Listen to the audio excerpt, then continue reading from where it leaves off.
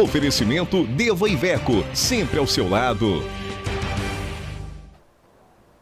Agora são 6h32, nós estamos começando essa segunda-feira, o friozinho já chegou em Belo Horizonte, o outono já montou a cara, muita gente está como eu, numa gripinha, aquela dor no corpo, a cabeça doendo, mas é porque quando vira a temperatura, você vai no médico, a primeira coisa que ele diz, olha, é uma virose. A virose da temperatura que mudou. Então está todo mundo de virose. Mas vamos levantar, vamos embora para frente, que a gente tem que segurar essa segunda-feira até às 7h30, levando para você o Redação BH News, pelo canal 9 da NET, o 29 do HF, ou então pela internet, pelo bhnews.tv.br. O primeiro dia do BRT metropolitano foi marcado por erros de operação, uma informação deficitária, ninguém sabia o que estava acontecendo, confusão absoluta para os usuários. No fim das contas, quem paga a passagem também paga o pato. Roda o VT. Mesmo com um fluxo pequeno de pessoas, na segunda vez que o MOVE metropolitano funcionou, aconteceram vários problemas. Os usuários reclamam principalmente da falta de informações. Muita gente não soube como usar o cartão ótimo. No novo sistema, as catracas têm um sensor que faz a leitura do cartão e não há a necessidade de inseri-lo. Como existe um local para colocar bilhetes, os usuários confundem e acabam jogando o cartão dentro da máquina. Além disso, algumas pessoas tentaram usar o mesmo cartão para pagar as passagens das linhas alimentadoras e do MOVE, mas acabaram sendo cobradas com o valor integral e não com o desconto da integração. Isso aconteceu porque ele está programado para aceitar apenas uma passagem por vez. E se o cartão for usado novamente na sequência, mesmo usando a integração, a segunda passagem é cobrada integralmente. Houve também confusão e dúvidas sobre o local de embarque. Algumas linhas convencionais foram realocadas para a estação São Gabriel, mas o embarque é feito do lado de fora, em uma das laterais. Não há acesso para o local e os usuários são obrigados a passar em meio a obras na estação para embarcar. Eles atravessam uma via que é de uso do MOVE e não há faixa de pedestres em todo o trecho. A acessibilidade de cadeirantes é outro fator que deixa a desejar, pois são poucas as rampas. Outro complicador foi a extinção de 2 linhas no domingo, a 85 que liga a estação São Gabriel ao centro e a 82 que vai até a Savassi. Os usuários contaram apenas com a linha 83P, que também vai ao centro, e com outras convencionais que também saem da estação, como é o caso da 81, que passa pela área hospitalar, mas que não atendem a todos os pontos das antigas linhas.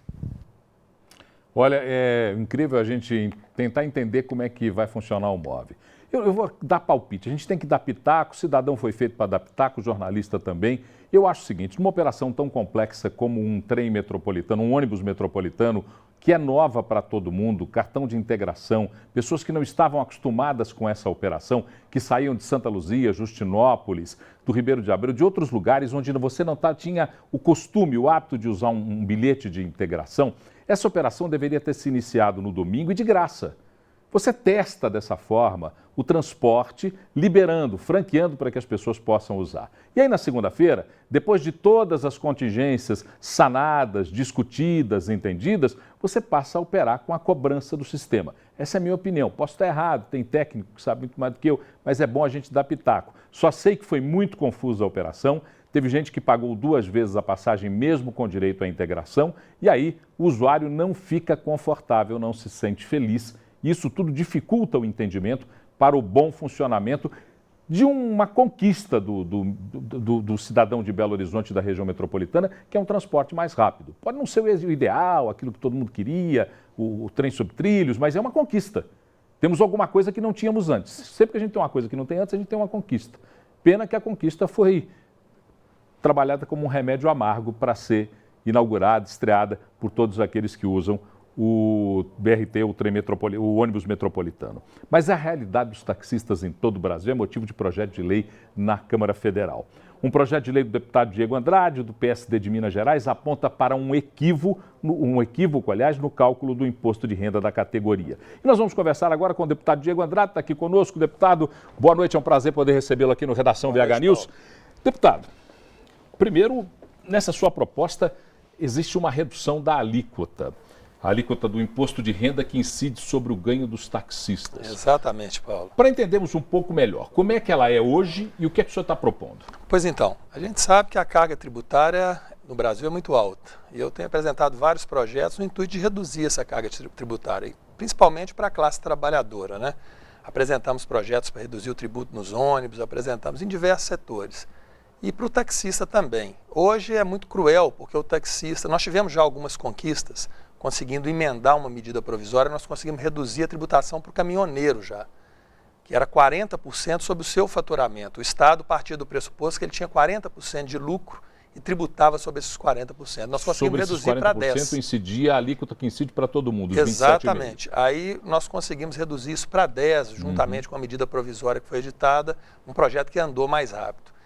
E conversando com o governo, nós estávamos discutindo, mostrando que o taxista é mais cruel ainda. O governo parte do pressuposto que 60% do que ele arrecada é lucro, e a gente sabe que não é isso, ele paga ali a parcela do seu carro, ele paga os seus custos de trabalho, combustível, que não é barato, a manutenção do carro. Sem contar que boa parcela dos taxistas hoje operam táxis de outros. Exatamente. E aí quando operam táxis de outros, eles ainda têm que aluguel. Pagar o aluguel, a cota diária. O que acaba acontecendo é que o governo, querendo arrecadar muito, acaba perdendo, porque o sujeito ele acaba sonegando, né? Ele não declara ali todo o seu rendimento. Então, a proposta é para reduzir de 60 para 20 essa base de cálculo. E a proposta já andou em algumas comissões, já está na CCJ. A gente tem defendido muitos trabalhadores em transportes, alguma experiência que a gente tem nesse setor, justamente para poder tornar a profissão do taxista mais atrativa, tornar o taxista ele ter condição de investir mais em veículos novos.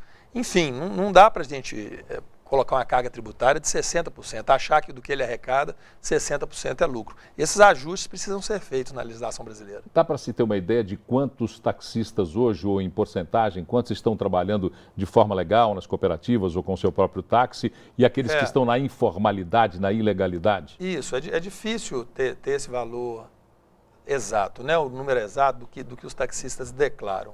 O que acontece é que quando o governo quer cobrar demais, ele acaba não arrecadando nada, né? Então, nós já tivemos também um avanço nesse mandato, que foi conseguir tirar o PIS e COFINS das cooperativas de táxis. Esse foi mais uma vitória para os taxistas. Conseguimos também a questão do taxista poder passar a sua concessão para o herdeiro, né? Eu até no dia da discussão lá no plenário, eu até fiz uma colocação, falei, engraçado, quando morreu o dono da Rede Globo, ninguém quis licitar a Rede Globo, né? Agora morre um taxista, às vezes assassinado, exercendo a profissão, e a viúva, às vezes, passa dificuldade, o filho. Então, é a oportunidade dele passar a sua concessão. Embora a família Marinho possa discordar do senhor, mas a Rede Globo também é uma concessão. Exatamente. Assim como o serviço de táxi estabelecido. Isso. Então, a comparação não é despropositada. Então temos que defender aí os pequenos. E como é que anda a lei dos motoristas, aquela que altera o regime de descanso dos motoristas? Exatamente. Ela trata de muitas coisas. Entre essas coisas, o descanso, que é muito importante. Que é o ponto central da lei, né? Porque é o que mais impacta na atividade. São vários pontos, né? Porque não o que eu vejo é o seguinte, nós temos um problema de infraestrutura, né? Sim. Aqui em Minas basta circular pelo anel rodoviário, eu vim pelo anel, quase não chego aqui no seu programa. Nós temos a 381, que é um caos, a 040, enfim. E não adianta a gente querer ter uma legislação impossível de cumprir. Nós temos que, dentro da legislação, criar caminhos para que o cidadão consiga cumprir a legislação. O primeiro deles é criar ponto de descanso para os motoristas. Você fala que o sujeito tem que parar, mas parar onde? Porque tem posto que ele chega, se ele não abastecer lá, ele não pode parar. O dono do posto não deixa, porque o posto é privado. Ele para em lugar, às vezes assaltante chega em cima, às vezes não tem a menor segurança. E para o governo, a gente está vendo a dificuldade do governo de construir as rodovias, que dirá os pontos de descanso, né? Então, nós apresentamos, dentro desse projeto, tem um item muito importante, esse foi um dos primeiros projetos de lei que eu apresentei no Congresso, que diz respeito à criação de pontos de descanso para os motoristas, pontos adequados e seguros, né? Sem prostituição, sem drogas, é muito importante. Então, um avanço é a construção desse ponto de descanso em parceria com a iniciativa privada. autoriza o governo a ceder suas áreas para a iniciativa privada explorar aquela atividade e disponibilizar um ponto de descanso adequado. Isso nós estamos colocando dentro desse relatório que trata das melhorias da Lei 12.619, que é a Lei dos Motoristas. Esse ponto de descanso exclusivo para os motoristas de caminhão, para os caminhoneiros que possam parar, descansar, tomar seu banho. Nós colocamos ponto de descanso para os motoristas, né? Tá. Claro que o motorista também que não é profissional terá também, se precisar de descansar, né, numa viagem mais longa, terá um ponto de descanso que ele poderá ter acesso. Deputado, o senhor falou aí nas estradas, na situação da infraestrutura das rodovias em todo o Brasil. Minas Gerais tem a maior malha viária federal do país e uma malha viária que, raras exceções, está caindo aos pedaços. Precisa mesmo. Como é que está essa relação do equilíbrio de força, da discussão da bancada mineira, a sensibilização do governo federal, as verbas que não chegam a tempo, os atrasos que nós temos nas reformulações tão necessárias nas nossas rodovias? Paulo, sempre que eu fiz diversas audiências do Ministério do Transporte, diversas audiências cobrando, montamos uma frente parlamentar pelo início das obras da 381, eu acho que as coisas, o bem feito é melhor do que o bem explicado, né? Quando você vai lá, sempre tem uma explicação, né? A licitação atrasou, a obra está difícil, mas a gente gostaria de ver feito, né? Eu fui eleitor na última eleição da presidenta e deixo aqui minha cobrança, como todo cidadão aqui também para o BH News, que a gente quer ver a obra feita, a gente precisa de ter essa 381 duplicada, nós precisamos do anel com uma sinalização melhor, com alças de escape, que era uma obra simples de fazer até fazer o rolo do anel, né? Se um caminhão perdeu o freio, o sujeito tem para onde julgar o caminhão, para não matar ninguém, né? Então nós temos que ter essas ações mais rápidas e a gente não vê essa agilidade. E por que a gente vê? É uma pergunta de curiosidade do cidadão e de um olhar mais crítico do jornalista. Por que a gente vai a São Paulo, por exemplo, e vê a velocidade com que as estradas paulistas são duplicadas, melhoradas, transformadas? E quando a gente olha para a nossa realidade em Minas Gerais, a 381 se arrasta, ganha o título de rodovia da morte, ninguém se sensibiliza. O anel que o senhor mesmo acabou de falar, com as alças, que são soluções que nem tão caras assim o são. Por que isso está tão emperrado em Minas Gerais? Eu gostaria muito de conseguir resolver isso como parlamentar. Como parlamentar, a gente consegue cobrar e infelizmente, nem sempre as cobranças são ouvidas, né? Infelizmente. Agora, com relação à lei do motorista, eu queria te colocar um ponto importante também, que eu estou colocando dentro do projeto, que é a exigência do exame toxicológico. Boa parte dos motoristas hoje, está faltando no Brasil, motorista profissional, quase 100 mil motoristas no Brasil. Então, o que acontece? O excesso de jornada e muito motorista dirigindo drogado, que é outra causa também muito grande de acidente. E esses pontos seriam aonde? Como é que o motorista se submeteria a esses exames? A ideia é que quando ele for contratado na empresa, ele é obrigado a fazer o exame toxicológico.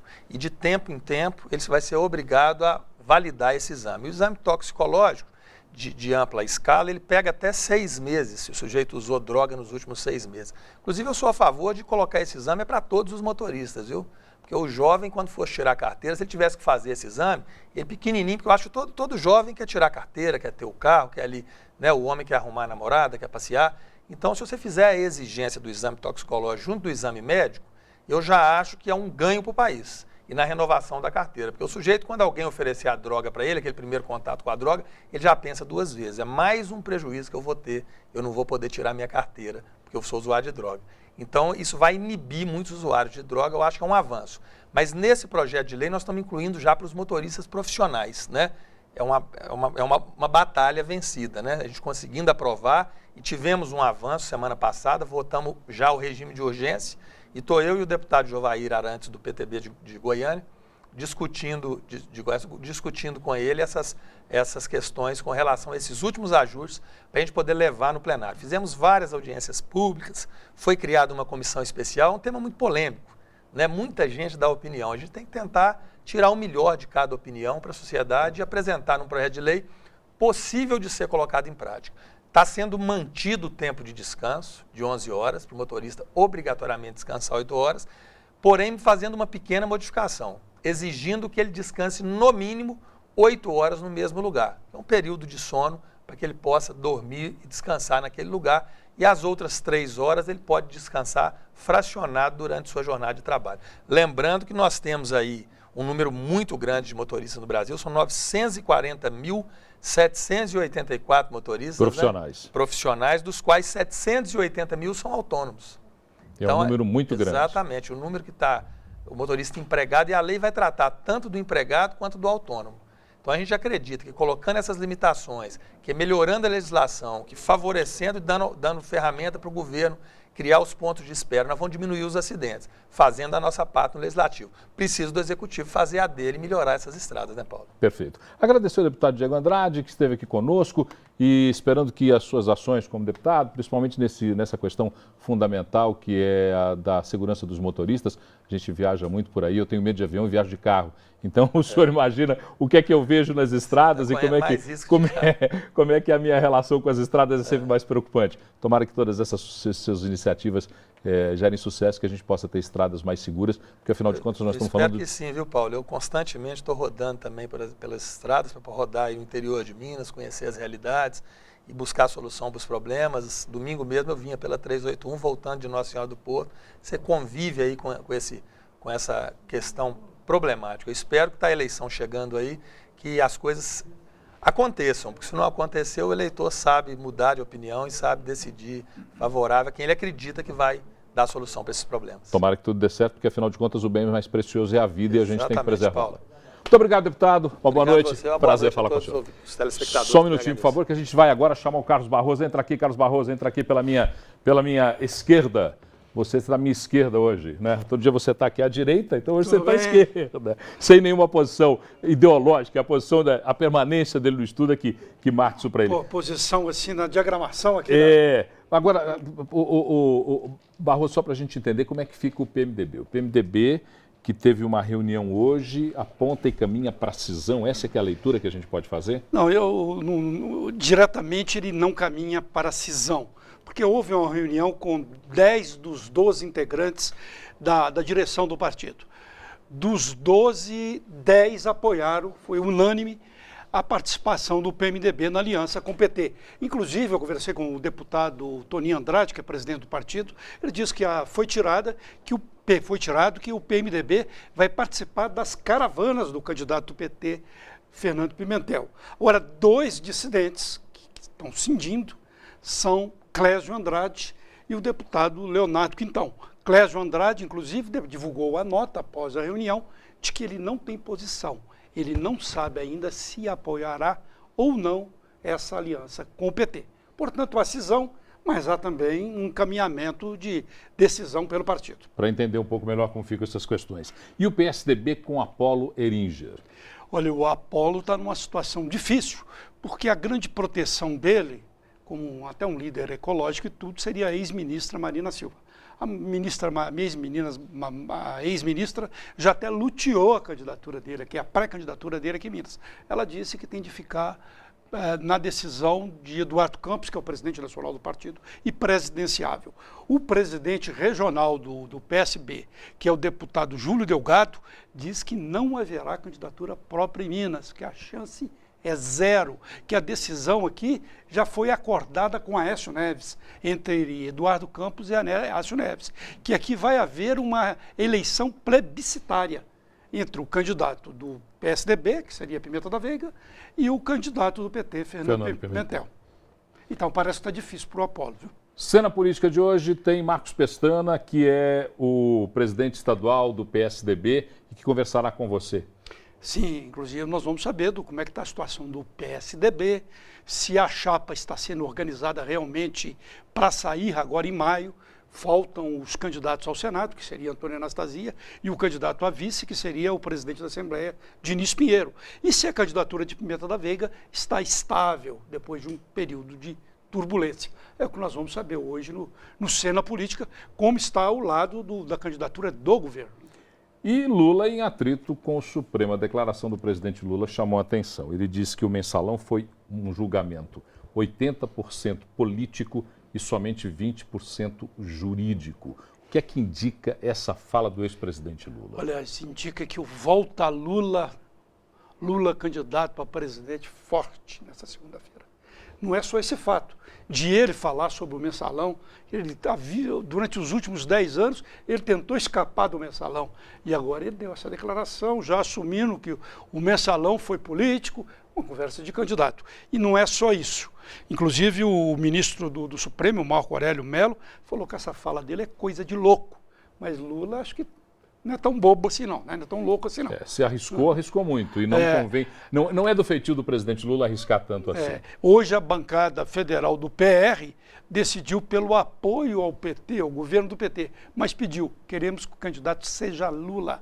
E a colunista Joyce Pascovitch, muito influente, hoje colocou, nas últimas horas colocou em um site, Lula é o candidato do PT. Parece que essa segunda-feira está forte para o lulismo, forte por volta a Lula. Caldeirão fervendo na política brasileira, e para a gente não ficar no meio desse caldeirão fervendo, nós vamos dar um pulinho na redação para a gente falar com a Renata Dairel, que traz as principais informações de Belo Horizonte, de Minas Gerais. É com você, Renata.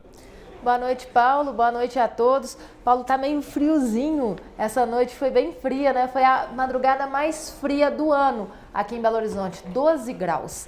E segundo o Centro de Climatologia PUC Minas, Tempoclima, Belo Horizonte e região vão continuar com bastante frio durante os próximos dias, uma média de temperatura aí de 10 e 11 graus. Por causa do outono, o tempo tende a ficar mais seco, o período de chuva, pelo menos por enquanto, já passou mesmo, e pode ter alguma nevoeiro durante as madrugadas. Bom, eu já senti frio demais essa noite. Além de estar gripado, começar com aquele negócio de dor no corpo, dor de cabeça, essa noite foi uma noite fria, eu senti bastante frio. E eu acho que agora o frio parece que está vindo para ficar, né? Para dormir do nosso lado, né, Renata?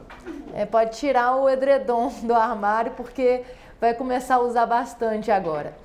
Agora, uma dica para os estudantes do ensino da rede pública. As inscrições para o Meio Passe Estudantil estão abertas só até esta quarta-feira, dia 30. Para se cadastrar, tem que entrar no site meiopasse.pbh.gov.br, preencher o cadastro, depois ir ao BH Resolve com a declaração de matrícula, CPF, todos os documentos que precisam estão lá no site da Prefeitura, e até dia 30, quarta-feira. Não esquecer que é muito importante essa ajuda aí para os estudantes, né, Paulo? É isso aí, pagar meia é muito melhor, você garante meio passe aí, passe além do passe de ônibus, tem também a meia entrada, né, que é garantida através desse credenciamento. Mais alguma informação, Renata? Tem sim, agora uma operação da Polícia Civil que prendeu 19 pessoas durante uma operação contra o tráfico de drogas. As investigações começaram há quase um ano e foi preciso 180 policiais para fazer essas prisões hoje. Além dos presos, eles apreenderam 63 pinos de cocaína e 1 quilo de maconha. A gente sempre tem a teoria, a ideia determinada, pelo menos com todas as pessoas com quem eu discuti mais longamente sobre segurança pública, de que nessas apreensões deve ter uma penalização financeira. É preciso que aqueles que são envolvidos com o tráfico sintam no bolso, com seus bens, os bens daqueles que lhes estão próximos, sendo arrestados, para que garantam para o Estado a despesa que tem com tudo aquilo que ele faz nessa atividade ilegal. E depois que também seja pouco atrativo estar na atividade legal do tráfico de droga, porque daqui a pouquinho vai ter carteira profissional, benefício do INSS, seguro-saúde, daqui a pouquinho carteira profissional para traficante. Do jeito que as coisas estão, daqui a pouquinho tem carteira profissional para traficante. Você volta daqui a pouquinho, né? Daqui a pouquinho, só mais um registro, Paulo. Diga. A greve dos profissionais da saúde de Betim vai continuar em assembleia. Eles não resolveram aceitar o acordo da Prefeitura de aumento de 7%, eles insistem num aumento de 10%, pelo menos até quarta-feira, dia 30, eles continuam paralisados. Os serviços essenciais estão garantidos, já foi anunciado pelo sindicato, os serviços essenciais em Betim, os serviços de saúde essenciais em Betim continuam garantidos para que a população não seja ainda mais penalizada, quando já tão penalizada o é. Daqui a pouquinho volta a Renata com o Brasil e o Mundo, a gente vai para o intervalo rapidinho, e a gente volta com o segundo bloco do Redação BH News aqui na BH News.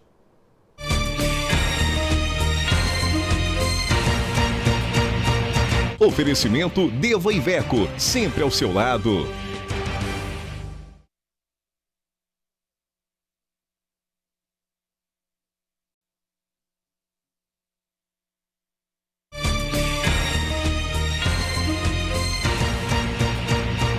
Oferecimento Deva Iveco, sempre ao seu lado. E o metrô de Belo Horizonte? O João Paulo falou para mim hoje na redação que ele vai ficar velhinho, os netos virão e talvez não vejam um metrô com cara de metrô em Belo Horizonte. Mas hoje foi a vez da Assembleia Legislativa discutir esse assunto. Vamos ver o que está sendo discutido para o metrô.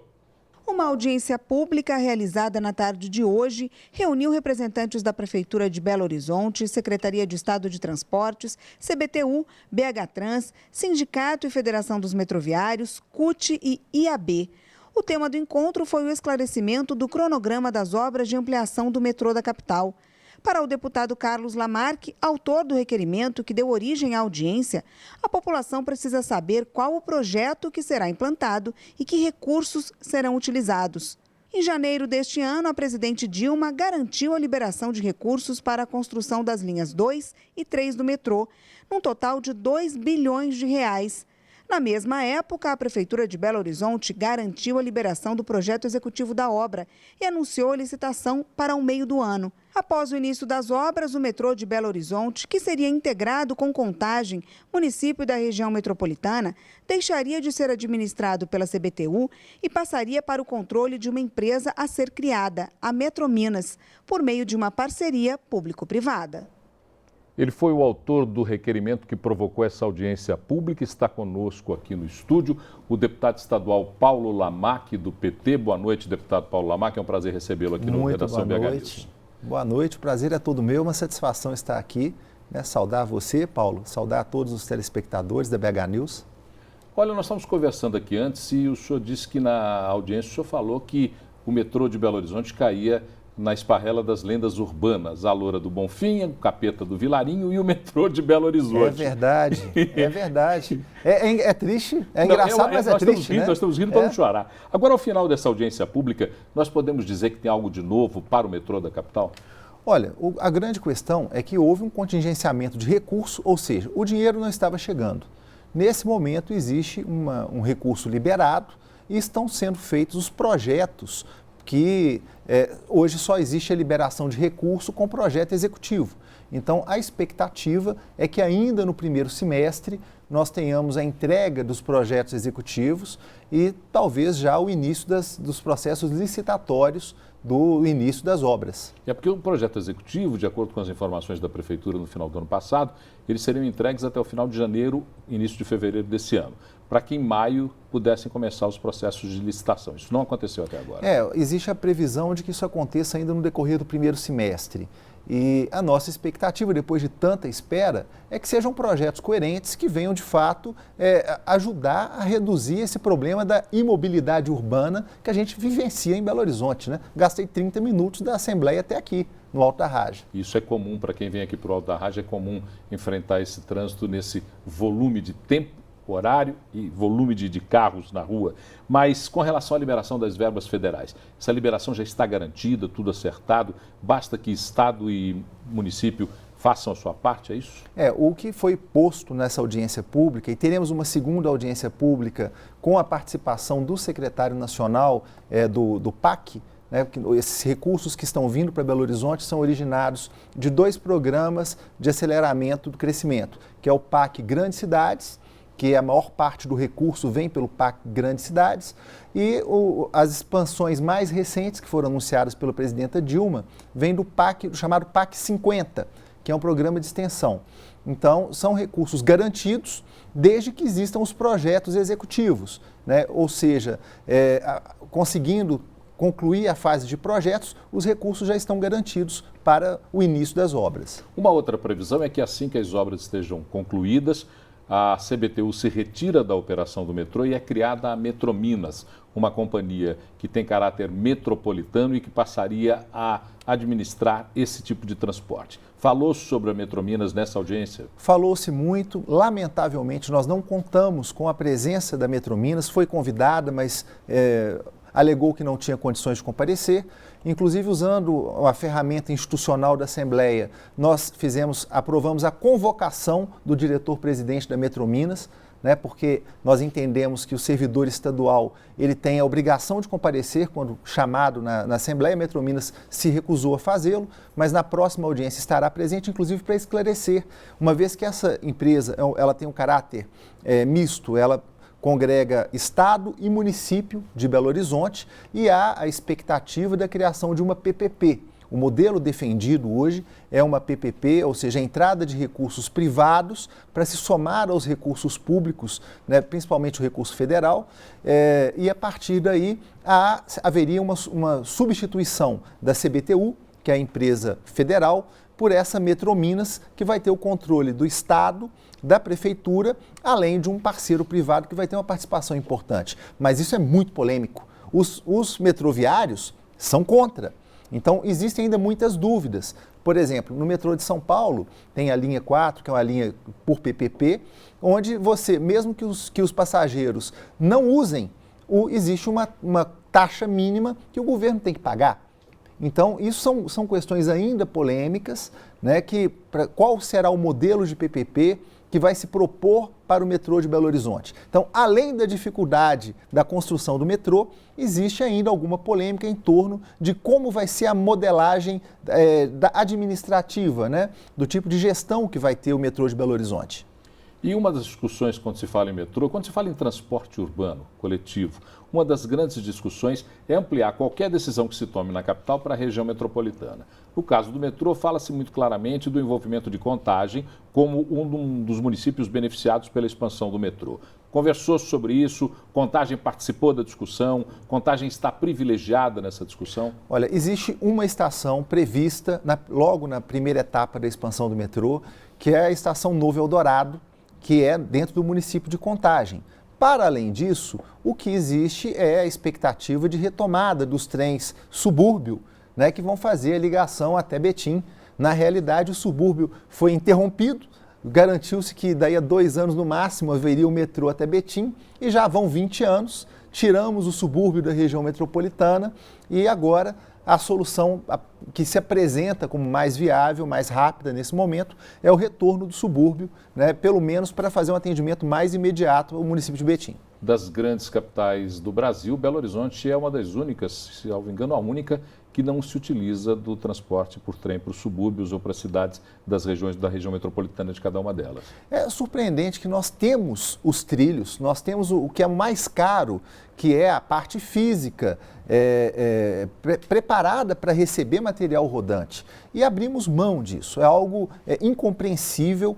Durante um tempo, o transporte sob trilhos foi considerado alguma coisa antiga, ultrapassada no Brasil, mas hoje nós temos essa retomada, essa percepção que a Europa nunca abandonou, que os Estados Unidos nunca abandonaram, que o transporte ferroviário ele é importante, ele é econômico, ele dá dinamismo para os países. Então, com certo atraso, nós estamos retomando esse processo. Deputado Paulo Lamarca, eu espero que da próxima vez que o senhor venha aqui conversar conosco no Redação BH News, nós não tratemos do caso metrô como se fosse uma lenda urbana, mas como uma realidade que favoreça o cidadão de Belo Horizonte e de toda a região metropolitana. Eu faço os mesmos votos, Paulo. Muito obrigado. Um grande abraço, uma boa noite. Igualmente, foi um prazer falar com o senhor. Satisfação. Bom, vamos até a redação rapidinho. Alô, redação, alô, Renata Dairel. Mais uma vez, boa noite. Me conte o que acontece no Brasil, me conte o que acontece no mundo. Você que já está aí olhando para a sua passagem.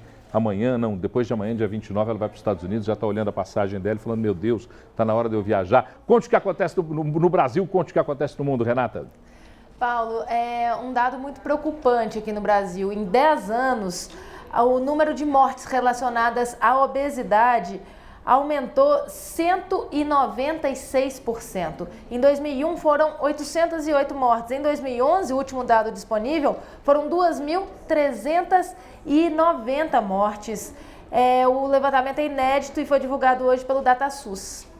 Mais alguma informação do Brasil e do mundo que a gente tenha que saber para poder vencer essa noite de segunda-feira? Tem mais uma notícia ruim também. A Petrobras confirmou hoje que os gastos da estatal com a refinaria de Pasadena, na cidade norte-americana do Texas, foi bem maior que os 1.249 bilhões de dólares divulgado anteriormente. Foram pelo menos 1.900 bilhões de dólares e, além disso, foram investidas lá na refinaria com manutenção, paradas programadas, segurança, meio ambiente e saúde, mais 685 milhões de dólares. Haja prejuízo para os cofres públicos, né? Olha, Pasadena parece aquele carro velho que você compra, depois você abre o motor, na hora que você abre o motor, você começa a descobrir quanto problema tem naquele carro que você achou que era a solução da sua vida. Só que esse carro velho que venderam para o Brasil, teve um monte de consultor especializado que disse que valia a pena comprar o carro velho. E a gente comprou o carro velho e o carro velho não funciona. E a gente está pagando cada dia um pouco mais caro por esse carro velho. Isso que é triste. Mais alguma informação, Renata? Tem sim, Paulo. Uma americana que estava no Brasil em turnê com o Disney on Ice, um show de patinação no gelo, sofreu uma tentativa de estupro lá no Rio Grande do Sul. A vítima reagiu, conseguiu sair, parece que ela estava num carro, a polícia não soube falar se era um táxi ou se era uma carona, que não levou ela até o hotel que ela estava hospedada, tentou levar ela para um bairro mais afastado, ela conseguiu brigar e fugir. Mas fica aí a preocupação, né? A gente, às vésperas de receber turistas do mundo inteiro, mais uma notícia negativa dessa do Brasil saindo nos jornais internacionais. É uma pena, porque o Brasil, às vésperas da Copa do Mundo, tínhamos que ser notícia boa e estamos virando notícia ruim. O Rio de Janeiro, com cenas de praça de guerra em todas as unidades que eram consideradas pacificadas, ou pelo menos com a presença da polícia pacificadora. Todas as capitais do Brasil vivendo problemas de insegurança, e mais uma notícia como essa. Renata volta daqui a pouquinho para falar do Tá na Mídia, e a gente faz um intervalo, é rapidinho, a gente volta com mais um bloco do Redação BH News.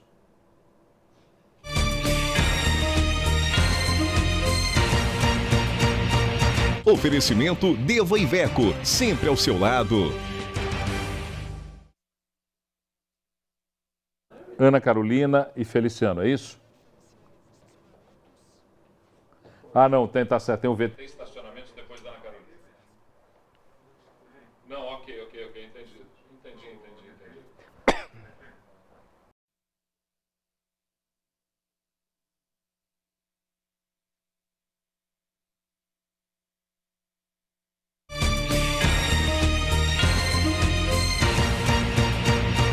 Oferecimento Deva Iveco, sempre ao seu lado.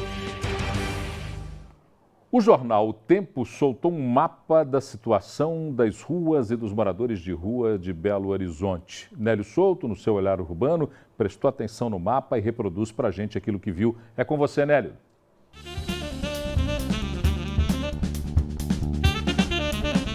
Olá, Paulo. Olá, pessoal. Tudo bem?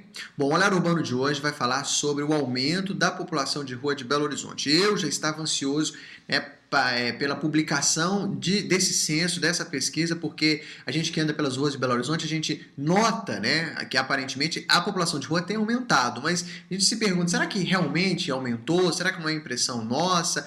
Mas enfim, aumentou, não é impressão.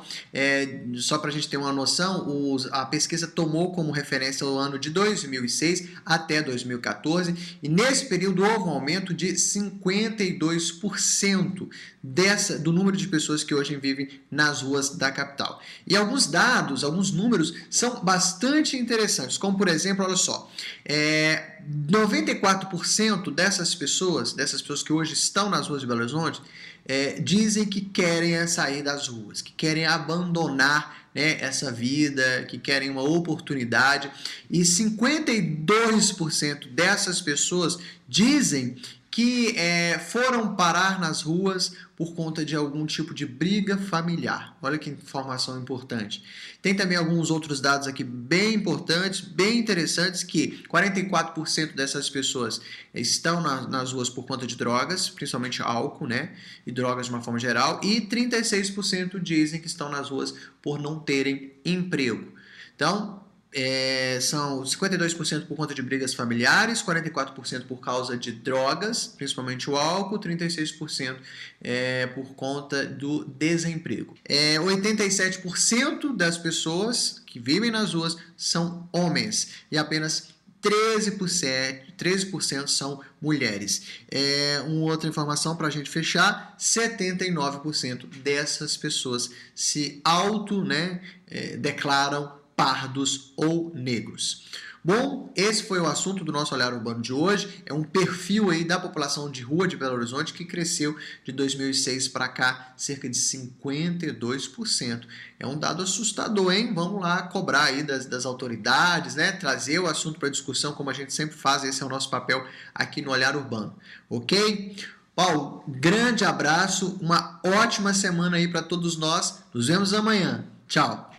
Ok, Nélio, um grande abraço, obrigado por mais um tema que você levanta para o nosso Redação BH News. Você tem aí os números do Nélio bem claros na sua mente e a gente está aqui nos estúdios com Ana Carolina Guzmão da Costa, que é diretora da Subsecretaria de Direitos Humanos. E a gente já conversava aqui, enquanto rodava o VT do Nélio, alguns números já me chamavam a atenção, mas a gente conversava um pouco sobre alguns aspectos que a gente pode chamar de conceituais para discutir e entender a população de rua. Nós conseguimos saber hoje quantos e aonde estão os moradores de rua das cidades de Minas Gerais? Boa noite, Paulo. Boa noite. Boa noite a todos os telespectadores. Bem, Paulo, em 2010, o governo de Minas ele encomendou uma pesquisa em 222 municípios. E a gente verificou que 80% desses municípios concentravam população em situação de rua, né? A gente tem um dado que no Brasil há cerca de 50 mil pessoas em situação de rua. Tá? E a gente tem que verificar o seguinte, que a questão da situação de rua, ela tem vários fatores que levam a pessoa a estar naquela situação, né? Não é simplesmente a ausência de uma política de moradia, que é um fator relevante também, mas também a quebra de vínculos familiares, a distância ao trabalho, a questão do álcool e drogas também é relevante. Mas existe alguma política estrutural, proposta por qualquer que seja o governo no Brasil, uma política estrutural mesmo para abordar essa questão, que me parece cada vez mais delicada? Uma vez que a gente viu no VT do Nélio que 94% das pessoas que estão nas ruas dizem que querem de lá sair. Existe alguma política estrutural montada para isso? Sim, a gente tem políticas tanto em âmbito federal, estadual e municipal. Tá? Eu vou fazer aqui um recorte, é uma política que eu acho que é de extrema importância, que é o Centro de Referência e Assistência Social, CRAS, e o Centro de Referência Especializado de Assistência Social, tá? Que é uma política conjunta entre os 3 entes federativos. E essa política, ela visa tanto uma abordagem dessa população em situação de rua, quanto um acolhimento institucional, né, o caso do abrigamento, e também um apoio aos migrantes. A gente tem políticas, por exemplo, aqui pela Prefeitura de Belo Horizonte, da abordagem de rua. Né? O governo de Minas ele repassa recursos para os municípios para todas essas ações, tanto a abordagem, quanto o acolhimento, quanto o apoio ao migrante.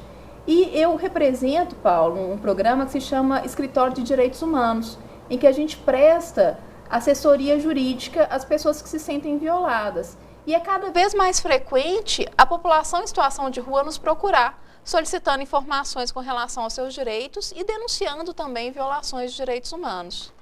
Quais são os principais motivos que levam as pessoas a morar nas ruas, uma vez que essa pesquisa acabou de ser feita por vocês? Sim, um dos principais motivos é a quebra ou enfraquecimento de vínculos familiares. Isso é muito comum. Então, há brigas familiares e a pessoa sai ali, né, da sua residência e vai morar na rua.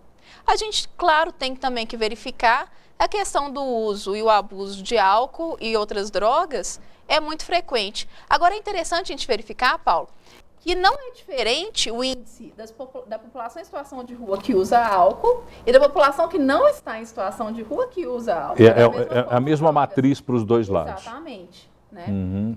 E a vulnerabilidade social e econômica, né? A ausência de políticas de moradia ou a escassez dessas políticas também é muito importante para que a gente analise isso, né? Que a gente tem que estar numa crescente cada vez mais em avanço para a gente garantir moradia também a essa população. E a gente está começando a ver em Belo Horizonte fenômenos que são muito comuns em São Paulo. A pessoa mora muito longe da sua residência e vai trabalhar como encarregado de uma obra, por exemplo. Ela não tem condição de ter mobilidade urbana. E acaba optando pela rua. Optando pela rua para morar perto do seu trabalho. Até enquanto trabalha. Até enquanto trabalha. O que fazem?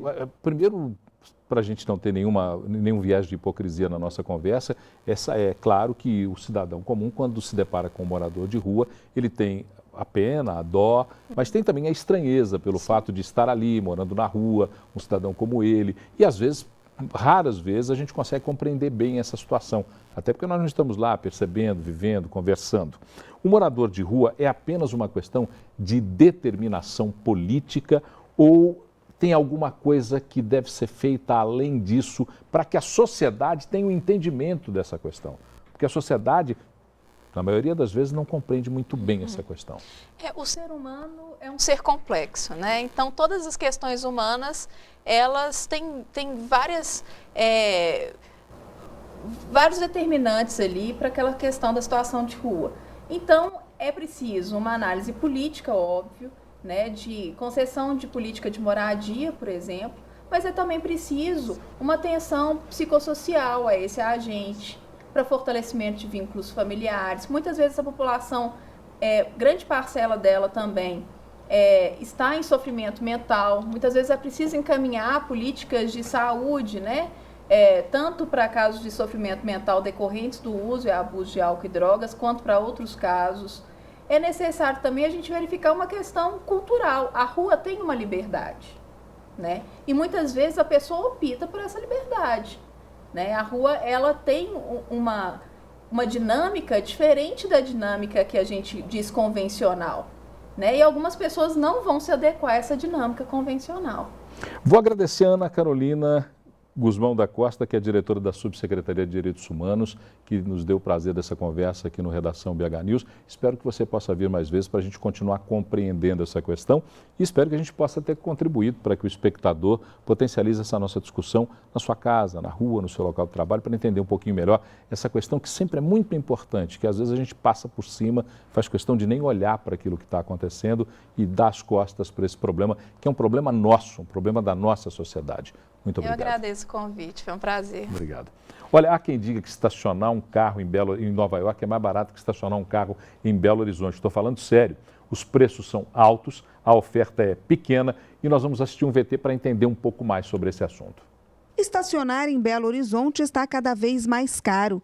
De acordo com os motoristas ouvidos pela produção do Redação BH News TV, o preço cobrado pelos estabelecimentos da capital podem ser considerados abusivos.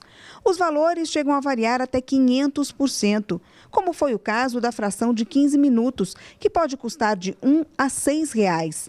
Já o valor da pernoite variou entre R$ 10 e R$ 50 e a diária entre R$ 15 e R$ 64. O preço da fração de 30 minutos teve variação de 300%, sendo cobrada entre R$ 2 e R$ 8. A mesma variação foi encontrada também no preço da hora, que pode custar de R$ 4 a R$ 16. Já o preço da mensalidade pode variar entre R$ 105 e R$ 400. Esses dados fazem parte de um levantamento realizado pelo Mercado Mineiro, que pesquisou o preço em 67 estabelecimentos de Belo Horizonte entre os dias 23 e 24 deste mês. E como toda segunda-feira está conosco aqui o diretor do Mercado Mineiro, ele que é o responsável pela pesquisa de mercado, Feliciano Abreu. Boa noite, Feliciano. Boa noite, é um prazer Paulo. mais uma vez estarmos juntos aqui no Redação BH News. 500% de diferença no preço do estacionamento.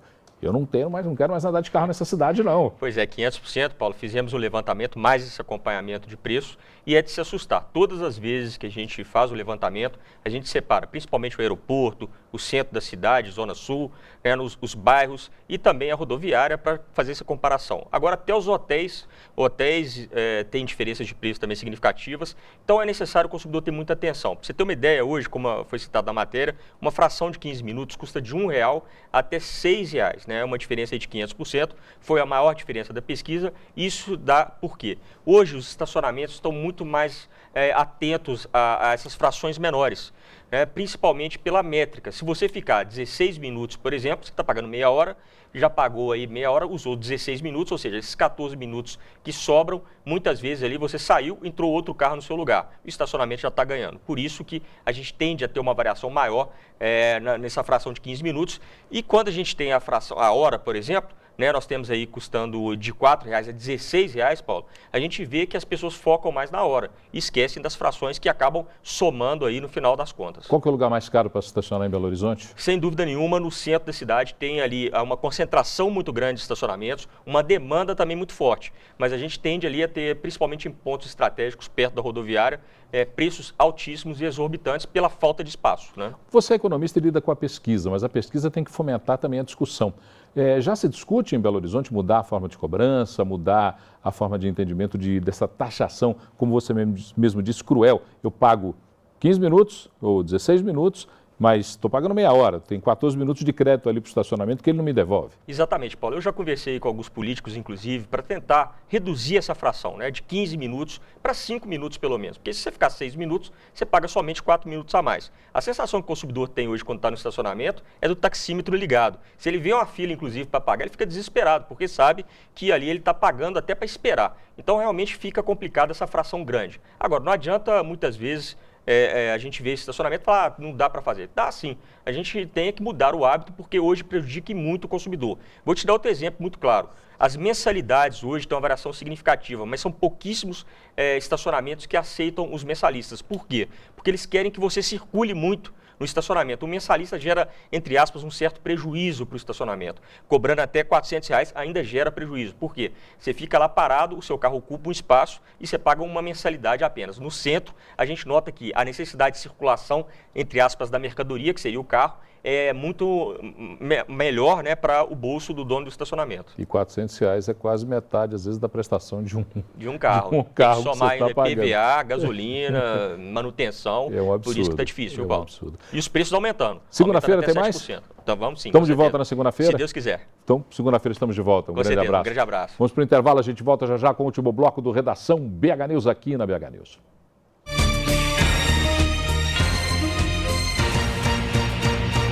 Oferecimento Deva Iveco, sempre ao seu lado.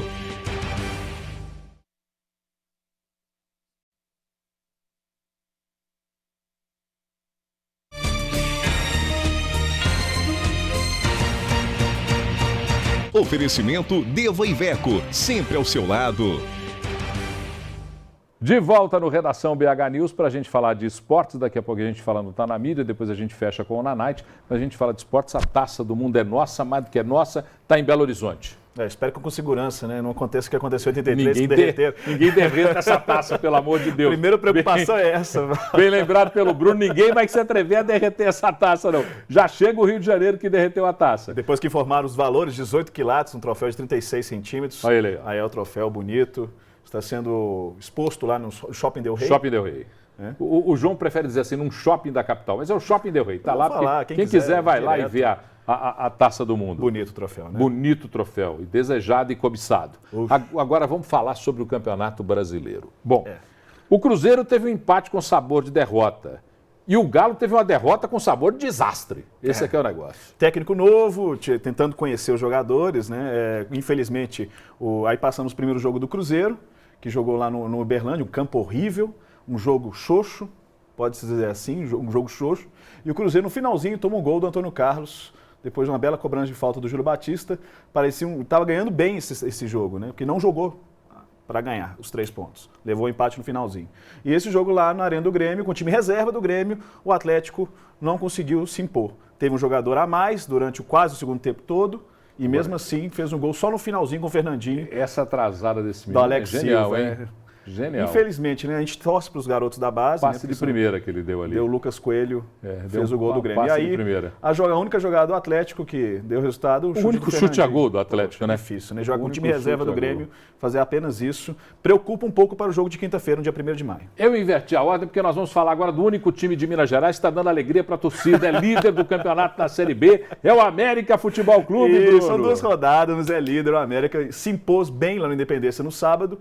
Venceu com autoridade o campeão cearense. Aí já o primeiro gol do Elcinho. Depois o André Giroto faz o segundo de cabeça. Isso tudo no primeiro tempo, no finalzinho do segundo tempo. Aí, no segundo tempo, o Obina finaliza. Obina, o melhor jogador da partida. Obina, o que melhor boa contratação, jogador né? da partida. Foi belíssima a contratação mesmo. Olha lá. Tá lá. o recado do Bina. Rapidinho, Daniel Alves, eu vou falar com a Renata daqui a pouquinho, a gente vai falar sobre o episódio do Daniel Alves, mas na verdade eu queria ter aqui uma penca de banana para comer banana, porque nós somos macacos, todos nós mesmo. Tem que acabar com essa bobagem, essa idiotice, essa tolice de racismo em qualquer canto do mundo. Acho que o recado foi bem dado pelo Daniel Alves e pelo Neymar também, toda a agência de publicidade do Neymar também, somos todos macacos e todo mundo aceitou isso. Maguila, muito mal. Infelizmente, Maguila está em estado grave no hospital lá em São Paulo. Ele já se encontra no estado, ele tem Alzheimer já há uns 4 anos, foi diagnosticado e, infelizmente, ele está em estado grave. A mulher dele tuitou ontem de noite. Bom, fica aqui comigo que a gente vai conversar com a Renata agora para potencializar o assunto Daniel Alves. O Bruno, olha que interessante. No Brasil, todo o desmando que acontece de torcedor no estádio, quer dizer, a torcida do Vasco mata um torcedor do time rival, a chutes, a golpes de madeira na cabeça, e não acontece nada. Agora, Renato, o que aconteceu na Espanha com o torcedor do Vila Real, o time que o Barcelona enfrentava? O que aconteceu com ele? Oi, Paulo. Oi, Bruno. Então, esse torcedor, ele foi localizado pelo Vila Real e, como punição, ele nunca mais, na vida dele, vai poder voltar ao estádio. Uma punição bem dada, né? Ele agora vai se arrepender, todo o jogo do time do coração, ele vai se arrepender de ter jogado essa banana no campo. Olha, tomara que essa moda pegue, tomara que esse tipo de ação forte, contundente contra torcedores idiotas como esse cidadão que joga banana, estúpidos como torcedores de qualquer time que agridem outros no estádio, nós precisamos ter as ações de boa vontade, de prazer, de diversão. Ontem eu estava vendo o jogo do Corinthians e o Flamengo no Pacaembu, o tanto de criança no colo dos pais, das mães assistindo um jogo de futebol. É isso que a gente quer ver nos estádios. É isso que a gente quer ver, não quer ver banana sendo jogada, não quer ver agressão. Renata, grande abraço, que eu estou aqui com a Fernandinha. Fernandinha, hoje é segunda, mas segunda, segundo diz a lenda, é dia de profissional. E o que o profissional faz hoje na Night? Exatamente, Paulo. Hoje a exposição Um Olhar sobre o Brasil, que ficou em cartaz no CCBB desde o dia 26 de fevereiro, chega ao último dia. Então hoje é mais do que necessário ver, quem não viu a mostra, que reúne cerca de 350 fotos que retratam 170 anos de Brasil, de 1833 a 2003. A exposição ela pode ser vista até hoje, até as 9 horas da noite, o último dia, lá no CCBB, que fica na Praça da Liberdade, número 450. O Centro Cultural do Banco do Brasil fica numa das secretarias que funcionava ali na Praça da Liberdade antes da transferência da cidade administrativa, e ficou lindo o Centro Cultural. Tem uma boa ideia. Segunda-feira, pega a família, dá um passeio pela Praça da Liberdade e ainda vê uma exposição como essa. Incrível.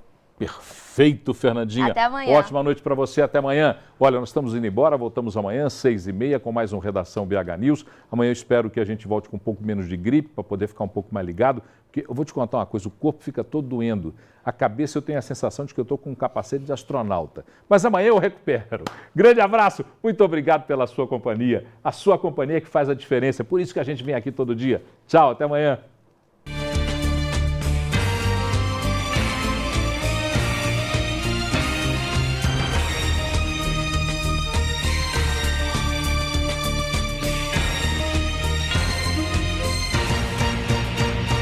Oferecimento Deva Iveco, sempre ao seu lado.